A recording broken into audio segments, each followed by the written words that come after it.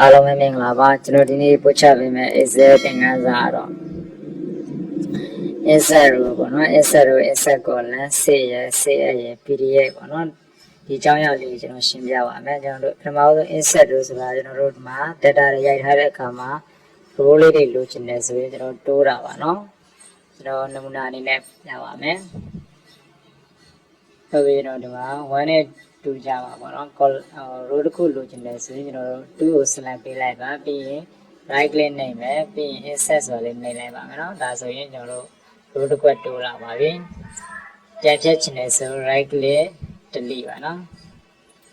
ဟုတ်ပြီကျွန်တော်နှစ်ခွက်3ဥမာကျွန်တော်တို့3ခွက်လိုချင်တယ်ဆိုရင်1နေ3စီကို select ပေးလိုက်မယ် right click နှိပ်ပြီး insert နှိပ်လေးရပါတယ်နော်ဟုတ်ပြီတကယ်လို့ကျွန်တော်တို့ဒီမှာ3ခွက်လိုချင်တယ်ဆိုရင်ပေါ့နော်ဒီမှာ3ခွက်လုံး select ပေးမယ်ကျွန်တော်တို့ insert တွေကိုသွားမယ် insert တွေကနေပြီးတော့ insert sheet ကိုဆိုနှိပ်လိုက်ရပါတယ်နော်ဒါဆိုရင်ကျွန်တော်တို့3ခွက်ကို select ပေးတဲ့အတွက်ကြောင့်မို့3ခွက်တိုးလာပါနော်ပြန်ဖြစ်ချင်တယ်ဆိုရင်ဒါတွေ select ပြန်ပေးမယ် delete တဲ့ဝင်ပြီးတော့ delete sheet ကိုဟုတ်ကဲ့နော် column လိုက်တိုင်းလေးပါနော် insert column မှာA နဲ့ B ပေါ့နော်ဒီ A နဲ့ B ကြားမှာ column တစ်ခုလိုရဆိုရင် B column select ပေးမယ်ကျွန်တော်တို့ insert တွေကိုသွားမယ် insert sheet column ဟုတ်ပြီပြန်ဖြစ်ချင်တယ် right click နှိပ်လဲရပါတယ် right click delete ဆိုရပါတယ်ဟုတ်ပြီနော်ဒါ insert sheet insert column ပေါ့ data တွေရေးလိုက်တဲ့အခါမှာကျွန်တော် row တွေ column တွေလိုတဲ့အခါမှာ any အဖြစ်ကျွန်တော်တို့တိုးလို့ဖြစ်လို့ရပါတယ်နော်နောက်တော့ကျွန်တော်တို့က save ဆိုတာကျွန်တော်ရေးထားတဲ့ဒီ file ကိုပေါ့နော် save တာပါ file နဲ့ကျွန်တော်တို့ဘယ်လိုသွားမလဲဆိုရင် save ကိုသွားမယ် save ဒီပုံစံသားလေးတွေ့မယ်ဆိုရင်ကျွန်တော်တို့ဒီမှာ browser ကိုရွေးလိုက်မယ်နော်ထားခြင်းတဲ့နေရာလေးရွေးပေးရတယ်ကျွန်တော်တို့ desktop ပေါ်မှာထားမယ်နာမည်လေးတစ်ခုပြရအောင်နော်ဘ1နဲ့ use ဆိုပြီးပြလိုက်နော်ဟုတ်ပြီပြီးရင်ကျွန်တော်တို့ save လိုက်ဟုတ်ပြီဒါ save လိုက်ပြီဆိုကျွန်တော်တို့ file မှာသွားရှာမယ် desktop ကိုသွားရှာမယ်နော်ဘ1နဲ့ un ဒီကဒီ file လေးဖြစ်ပါတယ်နော်ဒါကျွန်တော်တို့ဖွင့်လိုက်ပြီဆိုရင် server file လေးပြန်ရအောင်အခု save ကပါလဲဆိုတော့ကျွန်တော်တို့ဒီ server save ပြီးသား file ကိုပေါ့နော် file အသစ်အနေနဲ့ထပ်ပြီး save တာပါအဲ့တော့ကျွန်တော် data လေးပြောင်းလဲပြအောင်အားလုံး select ပေးမယ် border လေးခတ်လိုက်မယ် all border အပွားလေးကျွန်တော် size တိုင်းသတ်မှတ်လိုက်မယ်ဟုတ်ပြီ alignment လေးပဲချိန်ပေးလိုက်မယ်အလဲကောင်းလောက်အတိုင်းလေးပေါ့နော်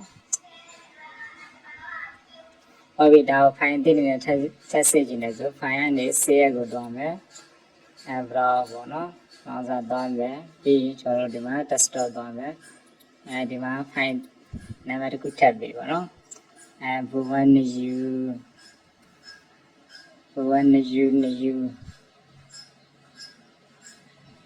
2လို့ပေးလိုက်မယ်နော်ဟုတ်ပြီဒါကို save လိုက်မယ်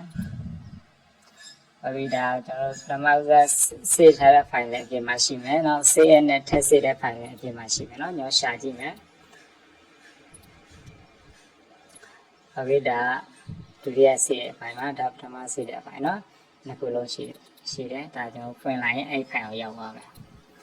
ဟုတ်ပြီဒါ save တဲ့အကြောင်းလည်းနားလည်မယ် save တဲ့ဆိုတော့ကိုရေးထားတဲ့ကိုရေးခြင်းတဲ့ data တွေကိုရေးထားမယ် match တဲ့ data တွေကိုမှတ်ထားမယ်ပြီးရင် file လေးတွေ save ထားပါနော်နောက်တစ်ခါဆိုရင်ဒီမှာပြန်အစားထိုးလို့ရတယ်ပြန်ထည့်လို့ရတယ်ဒီစိတ်ကြိုက် data တွေကိုပြန်ထည့်လို့ရတယ်ဟုတ်ပြီနောက်တစ်ခုကဘာလဲ PDF လုပ်နေလေးပေါ့နော်သူကလည်း file ကနေသွားပါတယ်ကျွန်တော်တို့ file နေပြီးတော့save ကိုနှိပ်လိုက်မယ်ဟုတ်ပြီထားခြင်းတဲ့နေရာလေးရွေးမယ်နာမည်တစ်ခုပေးလိုက်မယ်နော်3လို့ပေးလိုက်တော့ပြန်มาလဲဆို save တိုက်နေရမှာကျွန်တော်ဒီမှာ PDF ရှာမယ်နော် PDF ဆိုတာရှိတယ်ဒီတိုင်းလေးပေါ့ပြီးကျွန်တော် save ပေါ့နော်ဒါနှိပ်လိုက်ရမယ်အခုဒါ PDF အနေနဲ့ save ပါပြီဒီမှာ10ပွင့်ရပေါ့နော်ဟောဒါ PDF အနေနဲ့ save ပါလား PDF ဆိုတော့ကျွန်တော်တို့အသေးပေါ့နော်ပြန်ပြီးတော့ပြင်လို့တော့တိတ်အဆင်မပြေတော့ဘူးဒါ PDF ဆိုတာ PDF file လေးနဲ့စောစောလို့ exe file မဟုတ်တော့ PDF file ဖြစ်သွားပြီ PDF လို့ save နေလို့ဖြစ်ပါတယ် Okay အဲ့တော့ဒီနေ့ပြောပြသွားတဲ့ insect တို့ insect colon say ပေါ့နော် PDF အကြောင်းအားလုံးနားလည်မယ်ထင်ပါတယ်